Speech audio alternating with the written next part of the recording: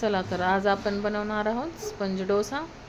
त्यासाठी आपण उडदाची डाळ आणि तांदूळ जे राशनचे असतात ते भिजवून त्याचा आपल्याला एकदम बारीक बॅटर बनवून घ्यायचा आहे। आणि नंतर आपल्याला ही बटाट्याची भाजी आपल्याला लागणार आहे डोशासोबत। तर तीही आपण बटाटे सोलून चिरून घेतलेले आहेत उकडलेले, आणि आपल्याला फोडणी देऊन घ्यायची आहे।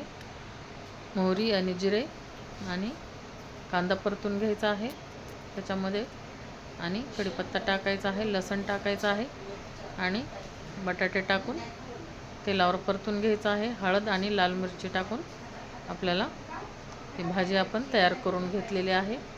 आणि आपण तव्यावर आता डोसा बनवून घेणार आहोत। आता हे स्पंज डोसा आपल्याला जास्त मोठा बनवायचा नाही याला, किंवा जास्त फिरवायचंही नाही। याच्यावर सालगद आपल्याला टाकायचा आहे, जास्त जाडही होऊ नये आणि खायला पण असा मस्त लागतो, हा टेस्ट पण छान येते।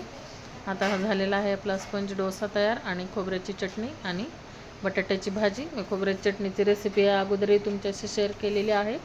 तुम्हाला माझी रेसिपी कशी वाटते तुम्ही मला कमेंट